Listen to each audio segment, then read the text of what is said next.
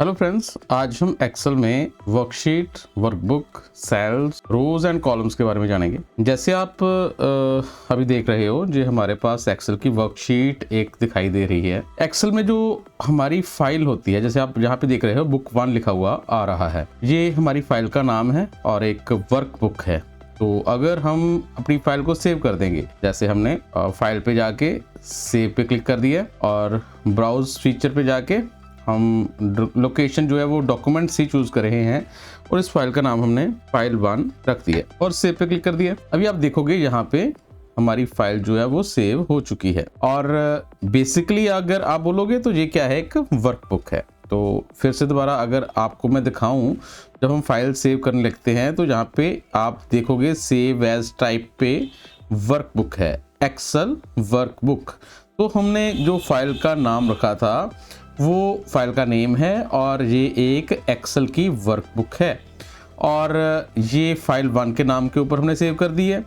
और इसमें अगर आप देखोगे यहाँ पे शीट 1 लिखा हुआ है, तो ये हमारी वर्कशीट है। तो अभी एक्सेल 365 में आपके पास यहाँ पे एक वर्कशीट आपको दिखाई दे रही है डिफॉल्ट। अगर आप एक से ज़्यादा वर्कशीट चाहते हो तो आपको यहाँ पे प्लस का साइन मिल जाता है। आप यहाँ पे क्लिक करोगे तो आपके पास शीट 2 नाम की एक और वर्कशीट आ चुकी है। अगर फिर से दोबारा प्लस पे क्लिक करोगे तो एक और वर्कशीट आपके पास ऐड हो चुकी है। अगर आप इन वर्कशीट को कीबोर्ड से ऐड करना चाहते हो तो उसके लिए शॉर्टकट की है शिफ्ट और F11।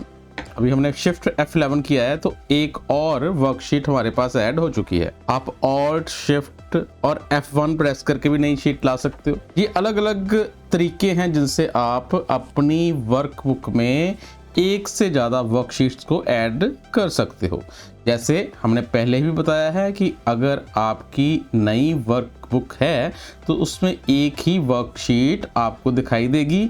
अगर आप एक से ज़्यादा वर्कशीट अपनी फाइल में ऐड करना चाहते हो तो आपके पास यहाँ पे शीट टैब के पास प्लस का साइन है, यहाँ पे आप न्यू शीट बटन पे जो प्लस का साइन है वहाँ पे क्लिक करोगे तो नई शीट ऐड होती जाएगी।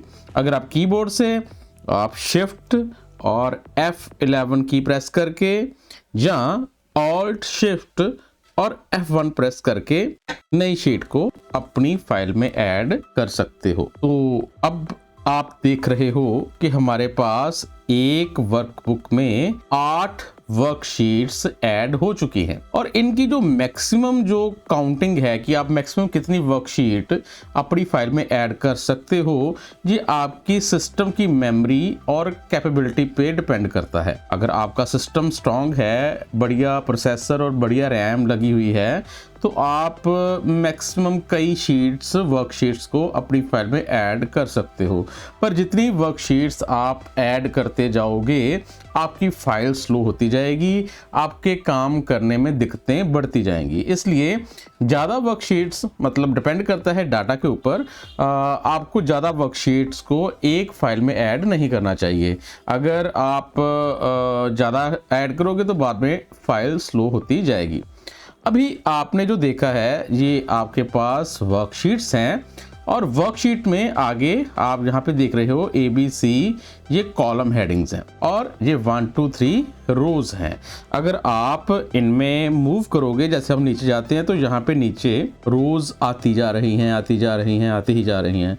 बहुत सारी रोज हैं। अभी कितनी रोज हैं और इनकी गिनती है 10,48,576 रोज जो हैं वो एक वर्कशीट में आपको मिल जाती हैं। और ऐसे ही जो कॉलम हैं वो 16,384 हैं। इतनी रोज और कॉलम आपको एक ही वर्कशीट में मिल जाती हैं। तो आप सोच सकते हो कितना डाटा आप एक ही वर्कशीट में ऐड कर सकते हो और ऐसी कई वर्कशीट्स आप अपनी फाइल में ऐड कर सकते हो। तो अब इन वर्कशीट्स में मूव करने के लिए, जैसे अभी ये देखो मैं एकदम ऊपर आ चुका हूँ या एकदम शुरुआत में जा चुका हूँ। अभी ये देखो हमने मूव करना है तो देखो कितना टाइम लग जाएगा अगर मैं लास्ट रो में जाना चाहता हूँ। तो इसके लिए शॉर्टकट क्या है, आप अपने कीबोर्ड से कंट्रोल और एरो कीज का यूज कर सकते हो। जैसे मैंने कंट्रोल और डाउन एरो की प्रेस की है तो आप उस कॉलम के एकदम लास्ट रो में आ चुके हो। 10,48,576 वाली रोज जो है उसमें आप पहुंच चुके हो।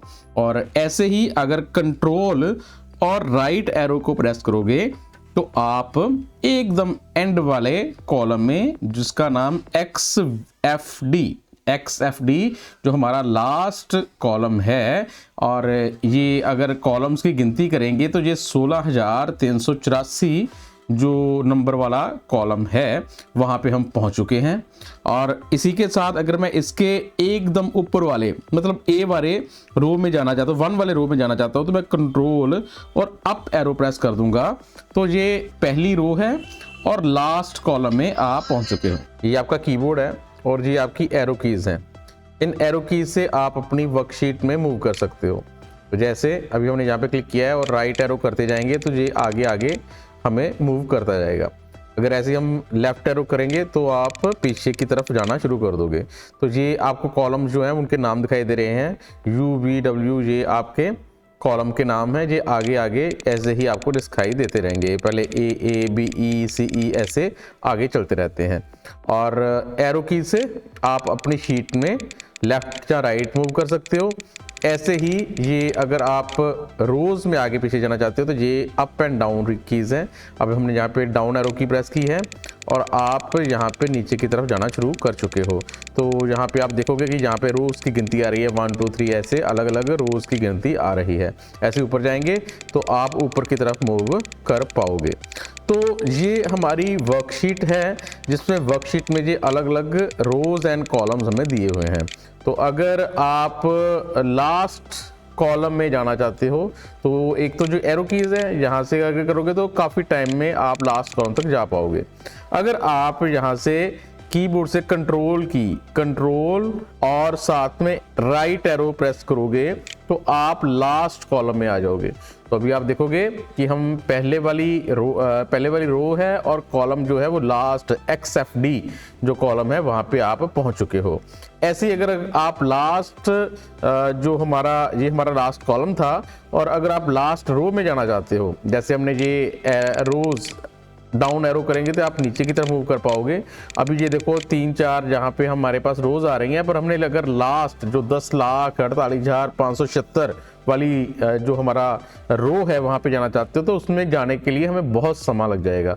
अगर आप कंट्रोल को प्रेस करके डाउन एरो की प्रेस करोगे तो आप देखोगे आप लास्ट जो रो है 10,48,576 वाला जो हमारा रो था वहाँ पे आप पहुँच चुके हो। ठीक है, तो कंट्रोल कीबोर्ड से ये कंट्रोल की प्रेस करोगे और ये जो एरो कीज हैं अगर यहाँ पे क्लिक करोगे तो सबसे ऊपर चले जाओगे, अगर राइट करोगे तो एकदम शुरुआत में चले जाओगे, अगर नीचे करोगे तो लास्ट में चले जाओगे। तो अब कंट्रोल की के साथ अगर हम एरो कीज प्रेस करेंगे तो आप डायरेक्टली लास्ट रो या लास्ट कॉलम में मूव कर पाओगे। तो ऐसे आप अपनी वर्कशीट में मूव कर सकते हो एरो कीज के साथ या कंट्रोल और एरो कीज के साथ। अब अगर आपने जो डाटा एंटर करना है तो डाटा एंटर करने के लिए आपके पास एंटर और टैब कीज होती हैं। अगर आप टैब करोगे तो आप एक एक कॉलम में आगे जाओगे। ठीक है,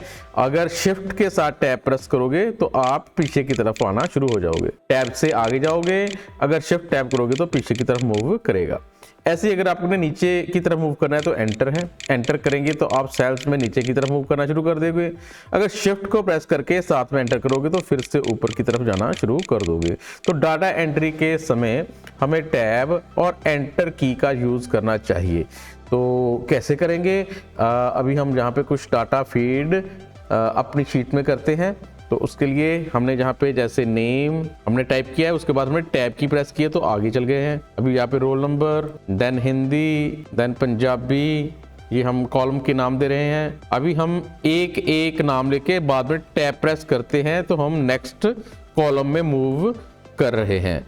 तो अब हमने ये लिख लिया है, और अब अगर एंटर करेंगे तो एंटर करने के बाद हम नेक्स्ट लाइन में आ चुके हैं। टैब के साथ आगे आगे कॉलम में शिफ्ट कर रहे थे, अब जब हमने एंटर किया है तो हम जो हमारा नेक्स्ट रो थी वहां पे आ चुके हैं। अब आगे जाना है तो रोल नंबर, हम टैब प्रेस करेंगे, फिर मार्क्स एंटर करेंगे, फिर से एंटर करने के बाद टैब टैब टैब, तो आप टैब कर पाओगे, ठीक है। फिर से एंटर करेंगे तो आप नेक्स्ट रो में आ जाओगे। अभी आप देखोगे कि हमने यहाँ पे एक नाम लिखा था पर वो प्रॉपरली डिस्प्ले नहीं कर रहा है। तो आप यहाँ पे जो 2 कॉलम हैं, अगर इस लाइन के पास में अपने माउस को पॉइंट करोगे तो डबल एरो आपको दिखाई देगा। जहां से आप पकड़ के इसको खींच लोगे तो आप किसी भी कॉलम का जो साइज है उसको बड़ा या छोटा भी कर सकते हो।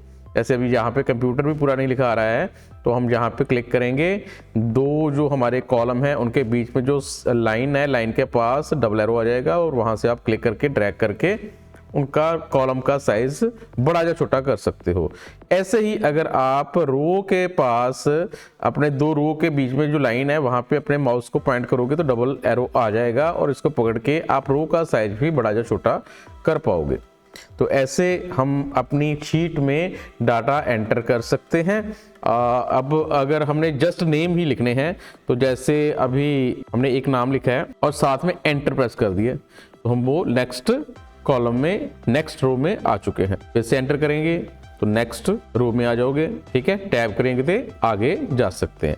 तो ऐसे अगर आप आगे शिफ्ट कर चुके हो और पीछे आना है तो फिर शिफ्ट प्रेस करके साथ में टैब करेंगे तो वो उसी रो में पीछे भी आ जाएगा। तो ऐसे आप अपनी शीट में डाटा एंटर कर सकते हो, एंटर के साथ, टैब के साथ, और एंटर शिफ्ट और शिफ्ट टैब के साथ। जैसे अब आपने देखा है कि हमारी एक एक्सेल वर्कबुक में एक वर्कशीट है, तो आप यहाँ पे प्लस के साइन पे क्लिक करोगे तो आपके पास एक और नई शीट आपकी फाइल में ऐड हो जाएगी।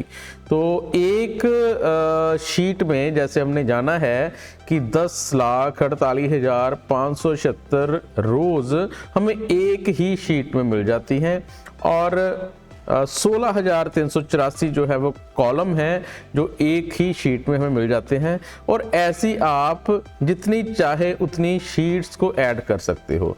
अब जो शीट्स की गिनती है वो आपके कंप्यूटर के सिस्टम कॉन्फ़िगरेशन के ऊपर डिपेंड करती है कि आपके कंप्यूटर में कितनी रैम है, आपका प्रोसेसर कितना स्ट्रॉन्ग है, उसके अकॉर्डिंगली आपकी शीट की गिनती जो है वो कम या ज़्यादा की जा सकती है। जितनी ज़्यादा शीट्स होंगी उतना ही आपकी फाइल में काम करना स्लो होता जाएगा, आपकी फाइल हैवी होती जाएगी। इसलिए आप एक लिमिट तक तो शीट्स को ऐड कर सकते हो। अगर ज़्यादा करोगे तो आपकी फाइल जो है वो करप्ट भी हो सकती है और वो स्लो तो काम करेगी ही करेगी। इसलिए सजेस्टेड तो यही है कि आप एक वर्कबुक में 10 या 15 इतनी वर्कशीट का यूज़ कर सकते हो। बाकी फिर से मैंने बोला है कि आपके सिस्टम की कॉन्फ़िगरेशन के ऊपर डिपेंड करेगा, वो क्या कॉन्फ़िगरेशन है उसके अकॉर्डिंगली ही आपको अपनी वर्कबुक में शीट्स की गिनती को कम या ज़्यादा करना चाहिए। तो आपने देखा है कि एक ही वर्कशीट में इतनी रोज एंड कॉलम्स हैं, आप कितना सारा डाटा एक ही वर्कशीट में रख सकते हो और कितनी मर्जी शीट्स को जहाँ पे प्लस के आइकन पे क्लिक करके आप अपनी वर्कबुक में ऐड कर सकते हो। तो आपने अभी जो देखा है उसमें हमने कॉलम्स, रोज, शीट्स, वर्कबुक इनके बारे में जानने की कोशिश की है। तो आप कैसे अपनी वर्कशीट में काम कर सकते हो उसके लिए टैब और एंटर का कैसे यूज़ किया जाएगा वो हमने समझा है। आई होप आपको जो वीडियो पसंद आएगी और आप उसको लाइक और शेयर जरूर करोगे। अगली वीडियो में हम रोज एंड कॉलम्स के साथ और डीप में काम करना सीखेंगे। Thank you friends.